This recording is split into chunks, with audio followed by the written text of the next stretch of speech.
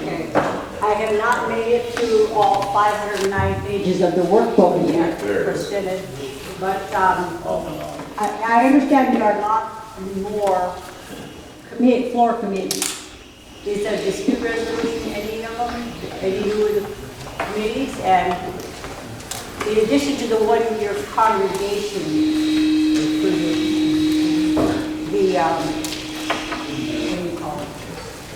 not the resolution, the one overture your congregation did. Do you know if there are a lot of others? So that's kind of two questions. Is there a floor committee on this? I have only briefly looked at the convention workbook, and starting after this paper today is when I'm going to start studying the convention workbook. They have, I believe, 15 to 20 floor committees. Normally they have about 10. There it goes. That's better.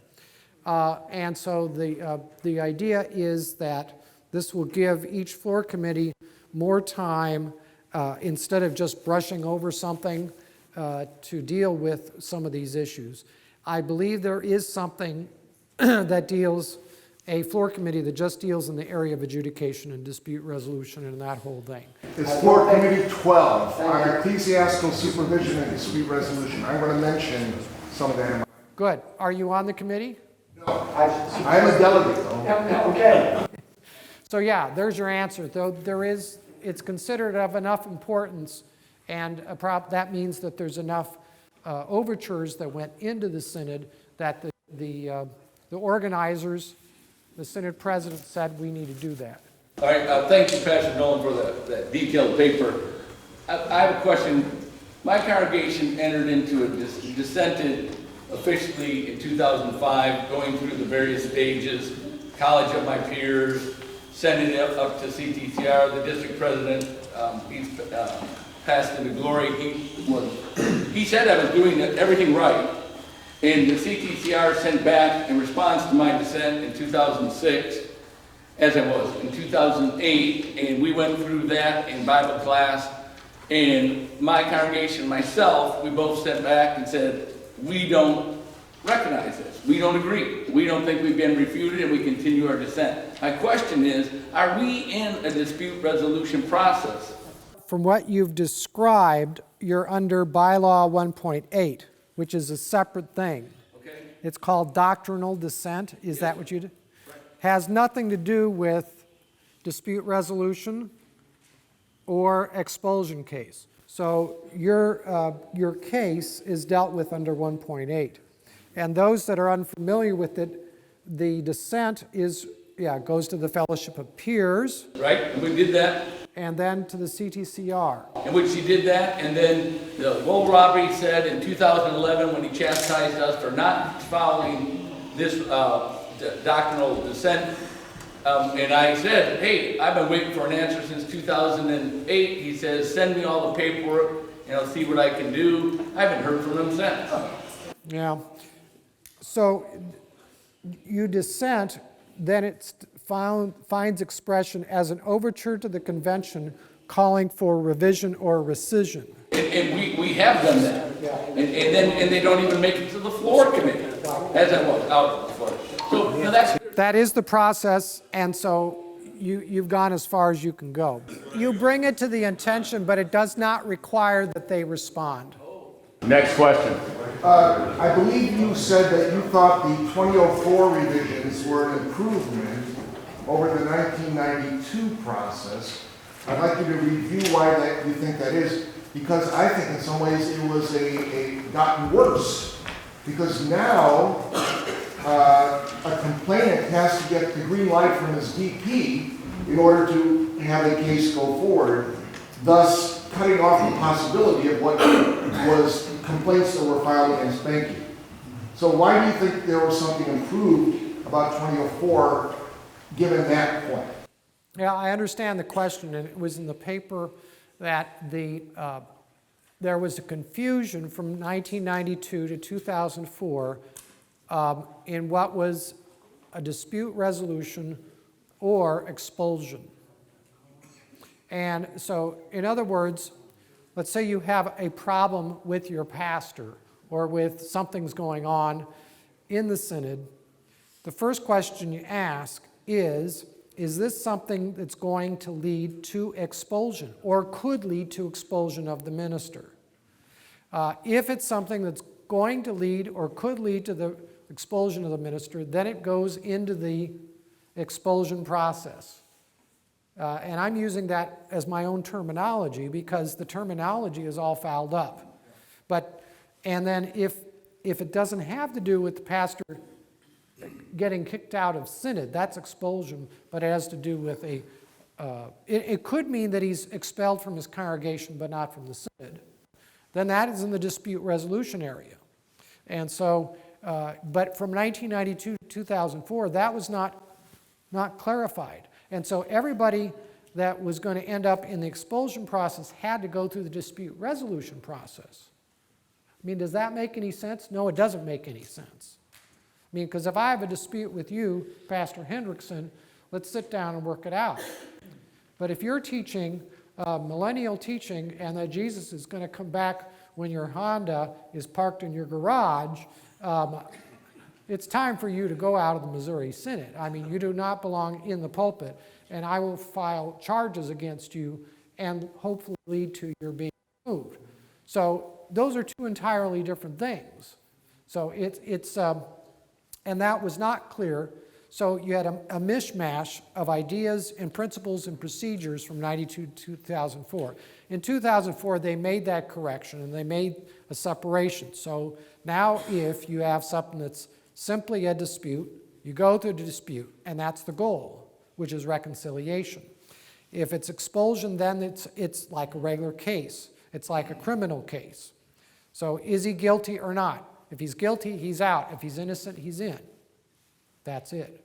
Now, but you're right, there were some new things added in there, and I don't know how they got in there that are not, they're actually not good things that were added. And one of those was, as I mentioned in the paper, is that instead of the synodical president being the person that's calling the shots on a district president, now it's a panel of district presidents. So it's the panel of peers decides whether a district president is in or out, not the synodical president. Synodical president can only say, hey, I think there's a problem, and that's it. So if the district president's, if he's got a bunch of buddies, which they all do, I mean, that's what they're all about, their college of peers is what they call each other, you know, they're just not going to be held accountable. And that was a big problem, I think, that was added in 2004. A good thing in 2004 was when they added a separate section dealing with criminal behavior and sexual misconduct, because that also goes into the civil realm. And it needs to be dealt with in a way that doesn't conflict with the civil realm, but that we're cooperating with the state courts and their laws, and so it tries to do that. So that was a good thing. So it's a mix and match, but I think the main thing was at least the Senate again realized, it was President Kieschnick that appointed this committee that said there's something wrong here, and they figured it out. Oh yeah, you know, there's two different things going on. And in fact, it was in the, where was that? Yeah, it's in the first convention, or the first constitution of Synod. It's clear that that the district president is going around and settling disputes, which is dispute resolution. And then if there's a problem with the guy that's teaching false doctrine, that's a separate thing over here. So we were doing just fine until 92, and then we didn't know what we were doing. So thanks, good.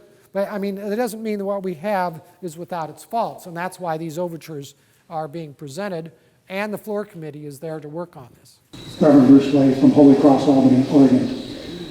Appreciate you taking Dr. Noland. You mentioned that the revisions of 1941 brought out the reality that district presidents were no longer accountable. Are you the first to discover that, and if not, then whom and about when? This is the first time I've completely seen it written like this. So about when did that come about? Well, I'm saying that since the two, what year did you say? 1941. 1941, yeah. Yeah, that was an insight that it was during the panel, were you there at the LCA conference? And the LCA had Was the entire thing wasn't on this too, was it? Everything but the creation. Except the creation. So the LCA in January in Fort Wayne, they also talked about this. Most of their presentations were about this issue.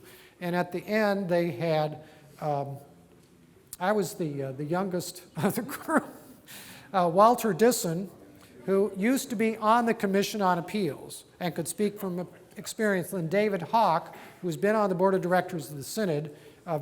Boy, he is a sharp lawyer. So we had two lawyers, and I forgot who, Bill Kilps, who is going to make the presentation. Is he here yet? He was speaking on the reconcilers. And so we had a Q&A with two lawyers and two Missouri Synod pastors, and we just talked about this. And as we were going through, some lights went on in my mind about how the 1941 had a disconnect. That's when it happened. I think it was because of something Walter Disson said. He's kind of like the Holy Spirit. I listen to him very carefully, and I think about it, and I think, well, that really is true. And he's a lawyer, too. A great gift to our church that we've had lawyers like him. Another thing I should tell you is that the rules for procedure in that period from, up until 92, the rules for procedure were written by lawyers.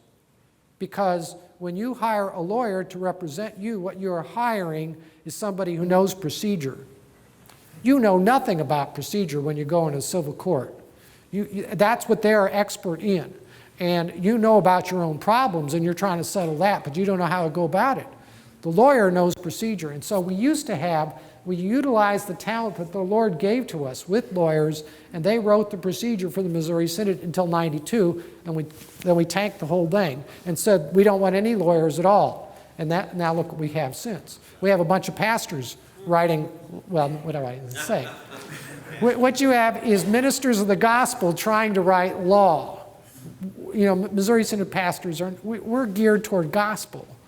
We're not geared toward the law. So when we try to do it, it's a mix mash. It's a mix. You made it very clear in your paper, Dr. Noland, that in many of these kind of things, the district or the synodical president just doesn't have the power that we think he should or that we want him to have. Why is it then that under the previous administration with President Keishnick, whenever there was a ruling that he didn't like, he found a way to come up with some synodical president power to call up the ruling for review and just kept redoing it and redoing it and redoing it until he got the answer he wanted. Now, was he a better master at the bylaws, handbook, and constitution? Did he choose to use power that was there that our current president is restraining himself from using? What would be your observation with regard to that? My answer is two words. Will Sones. You hear affirmation back there? Do you all know who Will Sones is and was?